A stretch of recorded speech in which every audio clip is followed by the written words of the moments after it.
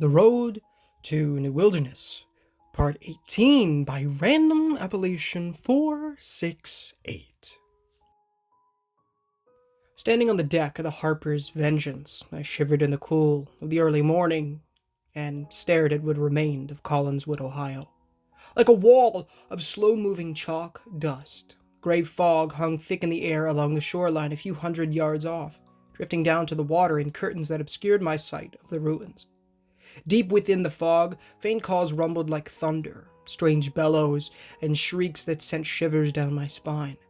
A cold stillness clung to everything, the sky not yet awake. It had chilled my skin enough to remind me that fall was almost here. The air tasted strange, sour, and reminded me of the factory district along the river in Louisville. With its huge smokestacks and funny-colored dew, ropes creaked, water lapped at the hull, and few of the crew spoke as they set about lowering the ship's anchor and furling the broad white sails. Boots echoed on the wood behind me, and I faced Jamie and Chris. Ever since my conversation with Captain Roberts, they'd been treated much better, with no more beatings, better food and water, and Peter had brought some hammocks down to the brig so we didn't have to sleep on the floor. Boatswain Amelia hadn't come near us the entire time, something I counted as a blessing in disguise, but none of that could shake the acidic knots that snaked through my guts like eels. I tried to put on a brave smile, the Type 9 heavy with fresh cartridges on my shoulder, and glanced at the longboat that waited for me in the waves below, a small red canoe on a tow line behind it. "I guess I'll see you guys tomorrow then." Jamie gnawed at her lower lip, a habit she'd been unable to kick so much that it bled, and her eyes scoured the nearby shore for movement. "Stay away from anything that stinks like rot. Dead stuff always draws speaker crabs, and those things are scary in numbers. And if you spot any puppets, don't fight. Just distract them with noise, since there could be dozens that you don't see nearby. Also, don't forget to keep mud out of your ammo. You don't want to get a jam when..." "Jamie." Catching her gaze, I gave her a slight shake of my head, wishing I could run to the toilet one more time to throw up from all the anxiety inside my brain. "Don't worry about me, okay? Just take care of yourself, no matter what happens." She sniffled, and before I could say another word, Jamie hugged me as tight as she could with her one good arm. "If you die out there, I'm gonna kick your butt." Tears attempted to surmount my eyelids, but I pushed them down and simply nodded. "Thanks." Turning to Chris, I felt a jumble of emotions in my head. What could I say to him? If today was my last, I needed to make this moment count. But I didn't even know what to do. His sky-blue eyes pierced mine, and to my surprise, Chris reached for me without a word. Wow. Warmth flooded through me, pleasant tingles from head to toe, his broad chest like a solid wall of silky steel. Behind the fabric of his shirt, I could just detect Chris's heart beating under his skin, a comforting rhythm against my own. Despite the faint aroma of sweat, something about his scent made my brain fuzz over. The heat pooled in my core like molten lava.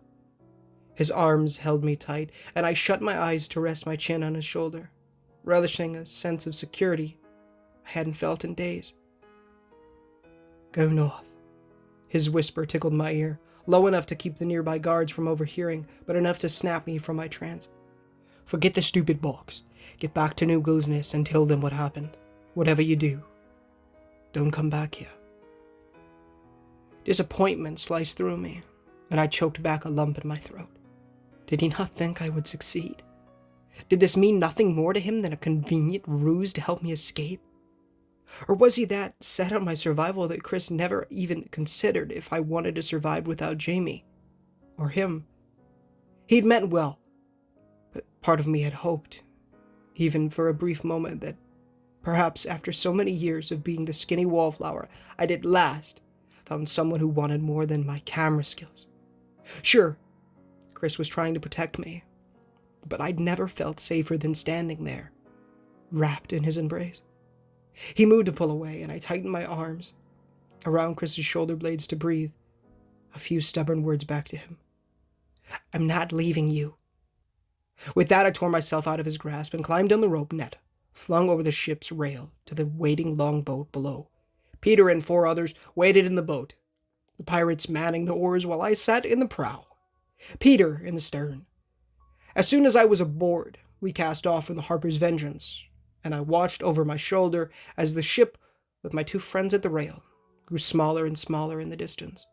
A single lantern hung from a pole on the front of the boat like a tiny bowsprit, and its yellow flame sputtered the closer we drew to the gray fog.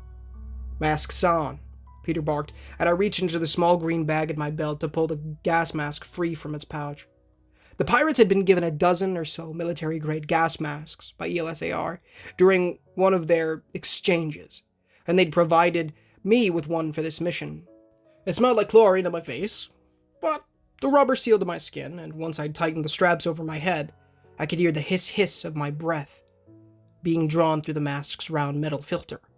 Surrounded by the gloom, I peered through the plexiglass visor of my mask and realized there were little wafts of ash falling all around. The water droplets in the air tinged pavement gray on my palm. Not much else came into view.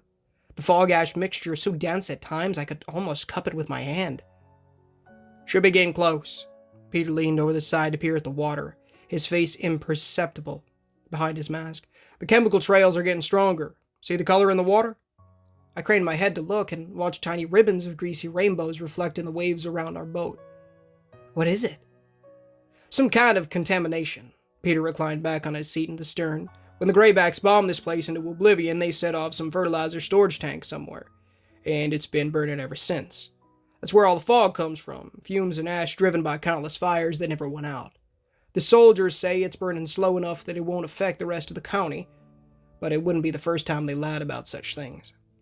After another 10 minutes of rowing, I could see the vague outlines of squares in the water below, of what had once been houses. More shapes rose from the ashy mist, broken sections of taller brick structures, crumpled chimneys, and twisted remnants of old steel girders. As the water grew shallower, more ruins surfaced. Rusted hulks of cars, snapped telephone poles, and collapsed piles of rubble where homes used to be.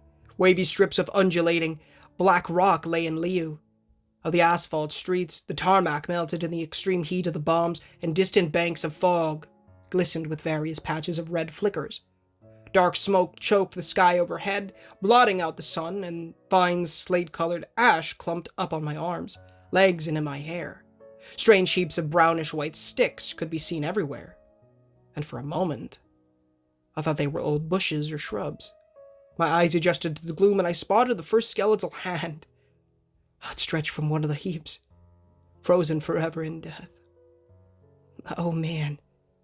The gas mask stopped my hand from covering my mouth in horror, and behind me, Peter grunted, avoiding the sight with both eyes on his shoes. Imagine fire so hot it melts the skin right off your bones in an instant. All those people, just gone. And when they died, the mutants took over. Now it's nothing but a graveyard. Glancing down, I felt the urge to shut my eyes, as we glided right over a submerged patch of more rotting corpses. Arms and legs lay entangled in desperate final embrace, rib cages stacked one on top of the other, dozens of skulls gaping up at us. No empty sockets. Their broken jaws opened wide with agony. They were everywhere, in the cluttered streets, poking out from under the rubble of homes, inside the charred cars and trucks, hundreds and hundreds of people with nothing left to them but their bones. How had it felt that night, when the missiles rained down from the sky? Had they seen it coming? Did they understand what was happening? Did they know who was to blame? Or were they too focused on trying to find a way to keep their families alive for just a minute longer? I dragged my eyes away from the grotesque sight and scanned the fog around me for a distraction. A foolish part of me wanted to believe that I would spot the box lying on the bank somewhere, tucked between some blades of grass like a lost apple. But I knew the pirates wouldn't have risked losing our ransom if the mysterious box was so easy to find. No. From where I sat in the longboat, all I could see was the forest of ruined structures around me, endless banks of gray fog, and that man with the yellow chemical suit in the window. What? My head snapped back around, and I stared at the ruined corner of a house, barely standing, with what remained of a window on the halfway submerged ground floor. Nothing occupied the dark window save for a fluttering scrap of dirty yellow cloth. likely dropped there by a crow or some other curious winged creature.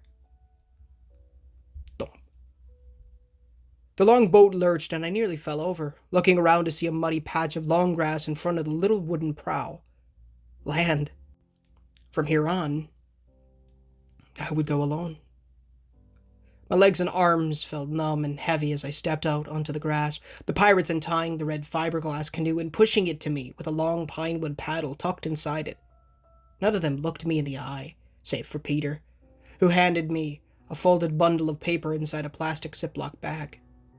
The map won't help much, but it has all the streets and old landmarks of the town before it went to heck. He pointed over my shoulder deeper into the whirling clouds of smoky mist. I'd start near the square. Apparently the soldiers had an evacuation site there before the massacre. Be careful where you go, alright? We can't breathe this crap, but the mutants can, and there's hundreds of them in there. But above all else, if you see something abnormal for this place, especially toward the center of the town, stay away from it. Taking the bag, I tucked the map into the pocket of Chris's flannel shirt and lashed the tow rope of my canoe to a nearby log so it wouldn't float away.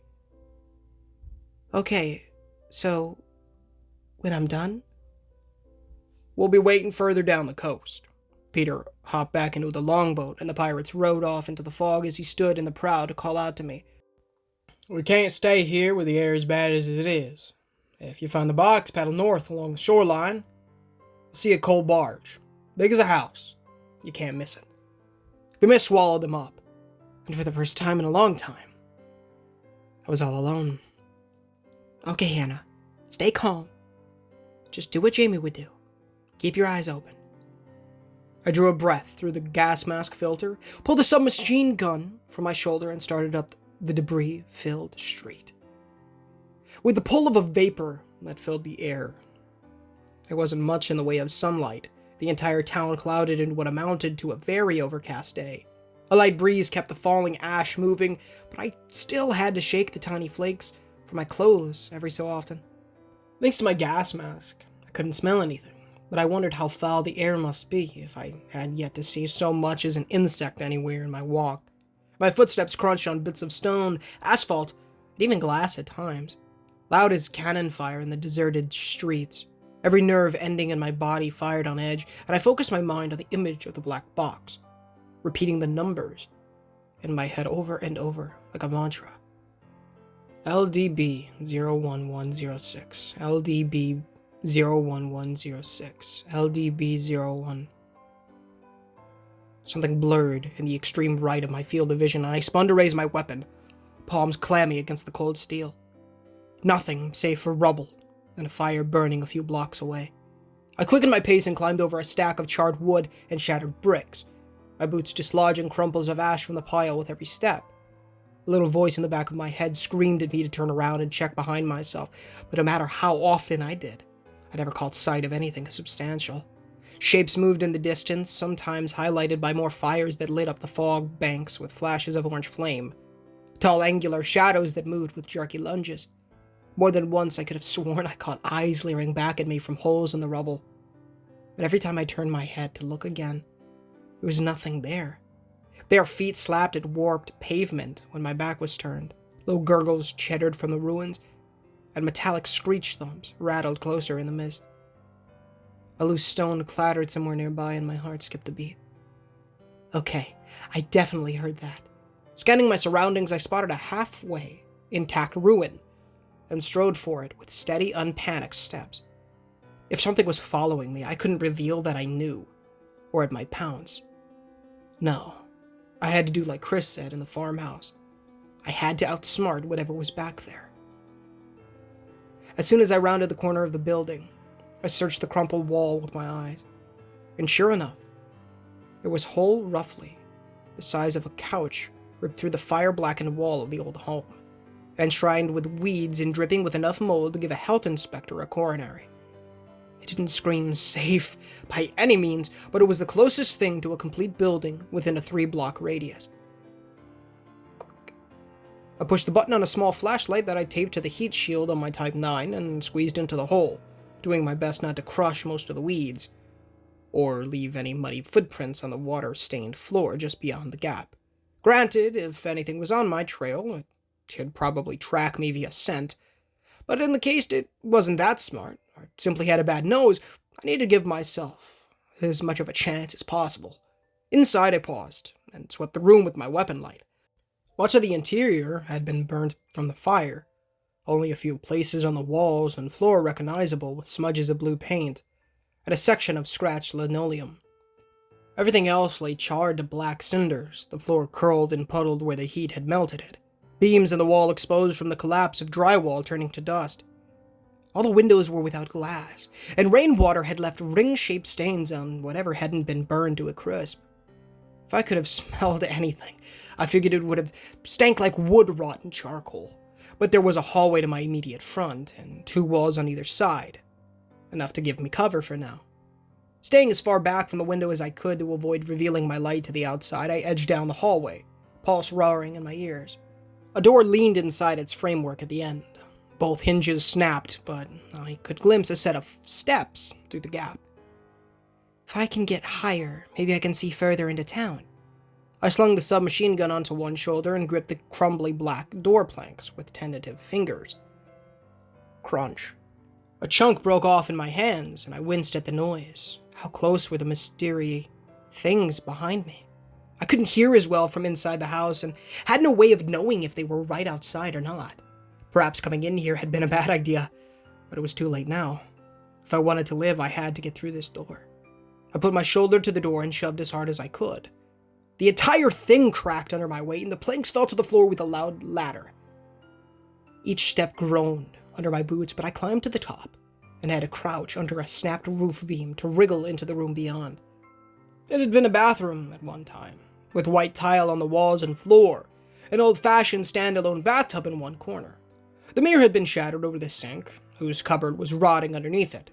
There were scorch marks on the tile work across from the nearby open window. Bits of half-melted glass decorated the floor, but aside from the rubble that filled up half the room, it could almost have been intact. There was even a discarded yellow rubber duck on the floor, under the bathtub, and I nearly smiled at seeing it. I would have, if I hadn't looked out the window first. They crept from the street I'd wandered through. 6 gray figures scuttling around on all fours, with 7 more creeping out an alleyway further to my right, while 5 clambered over a collapsed house a half block to the left. Dressed in rags, their milk-white eyes peered into the fog with hungry persistence, and some of them would stop to sit back on their feet, like an ape, tilting their head to listen, mouths slightly agape, with that eerie Cheshire smile. Puppets. My throat threatened to close up in fear, but I forced myself to keep calm and switched my weapon light off. With all the ash and dust, I guessed the sun to be obscured enough for these things to roam at all times of day, meaning there would be no safe time for me to travel. They hadn't seen me yet, but if they knew I was watching, they'd surely charge in their typical suicide wave fashion. For now, they weren't shrieking like they did when the chase was on, instead being quiet, stealthy, moving like wraiths in an attempt to track me down. But this time I'd spotted them first. I glanced down at my gun and shook my head at myself. There were already too many for me to fight alone. And if Jamie was right, there could be another pack not a block away doing the same thing. Come on, think. Whispering under my breath, I rifled through the room, tugged open the decayed cupboard beneath the sink in desperation. My eyes landed on a strip of canary yellow, and a light bulb went off in my head as I snatched it. It was a rubber exercise band, about 6 feet long and 4 inches wide, the kind used by older people to keep themselves limber when they had grown too unsteady to run or walk. Thanks to the cupboard and the wall behind it shielding the band from the heat of the flames, it hadn't melted, and was still stretchy as the day it had come out of the box. Moving to the window, I picked at the broken wall to tear away chunks of tile and burned wood until 2 mostly intact 2x4 wall studs were exposed on either side of the window frame. I wove each end of the exercise band into the space and pulled it taut, tying them off with fingers that trembled in adrenalized excitement. Outside, the puppets drew nearer, so close I didn't dare to poke my head above the windowsill. I sat on the floor facing the window, The band pulled back to my chest and fished around for a chunk of broken ceramic tile. Here goes nothing. With a shard cradled in the section of band between my fingers, I aimed at the cloudy gray sky above and let fly.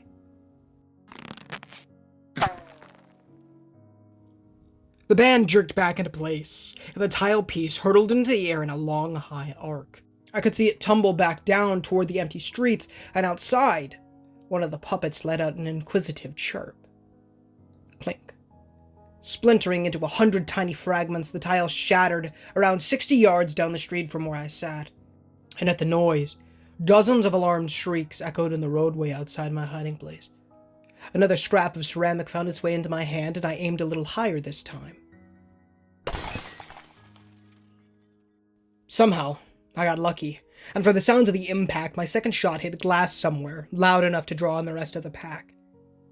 Grimy feet and hands scrambled over the pavement, and the puppets ran to the source of the sound with glee, completely unaware that their prey sat not 20 feet above them.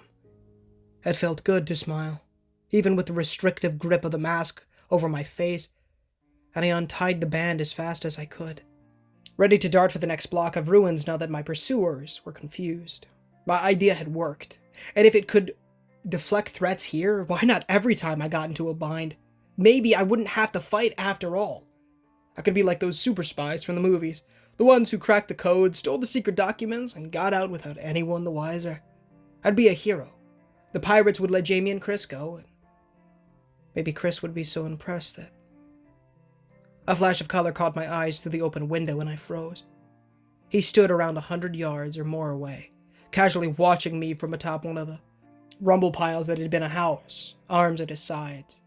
I guessed it to be a man, though I couldn't really tell with how far away he was, as his protective mask and yellow chemical suit obscured most of his facial features anyway.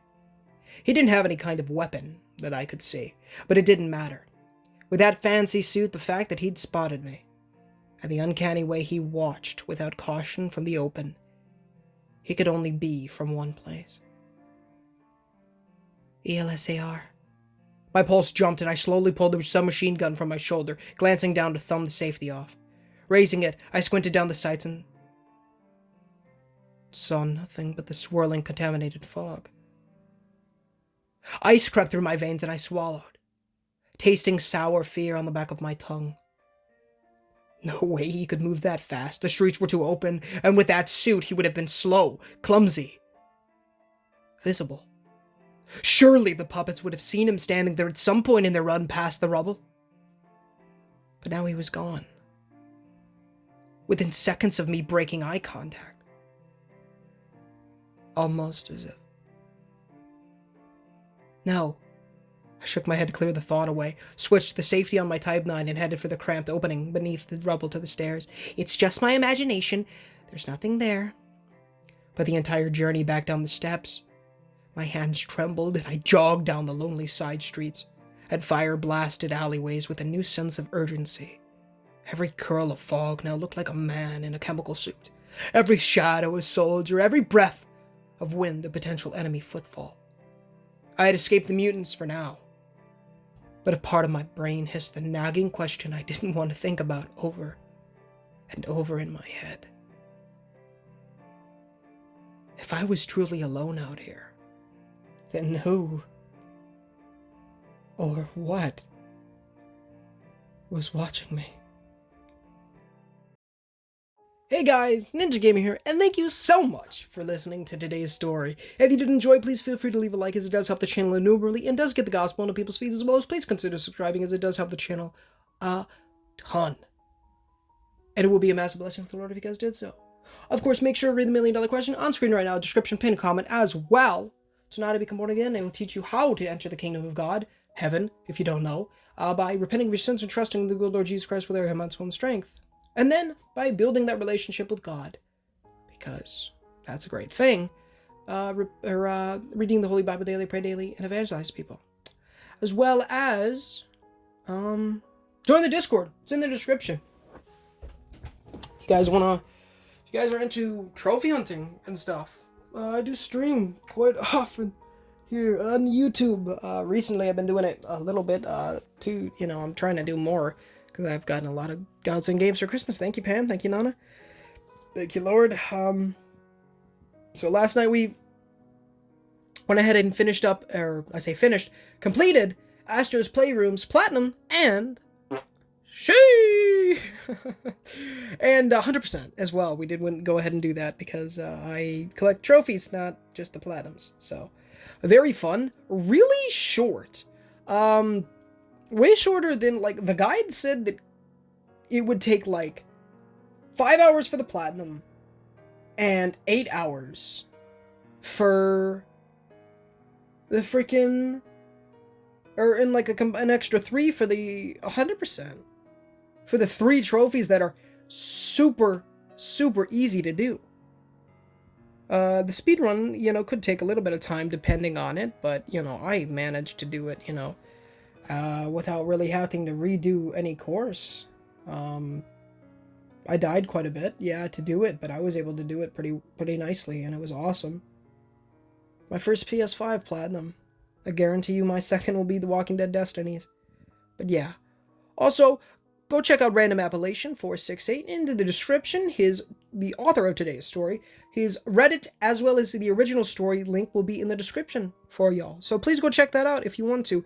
And you know, if you guys are, you know, don't want to wait for the story to come out, up to part 30, the finale of this little section. There are 2 more books coming. For those of you who don't know, Random Appellation has talked about it before. But, yeah. Story's not over. But this whole series, The Road to New Wilderness, is finished. It ends on part 30, I believe. So go check that out, as well as Mew in the description. His channel, as well as all the songs in this, all his beautiful songs are in here as well. Also, go check out Tamac Plush videos. That is my brother's channel, and I make quite a few cameos in there as well. It is their Plush channel, so if you're into that kind of thing, please go check it out. Of course, I love you guys. I'm gonna let you go. I don't want it to be too long, plus I gotta go do some stuff, and yeah, it's getting late. So I love you guys. God bless you, and I'll talk to you very soon. But until next time, guys, this is Ninja Gamer signing off.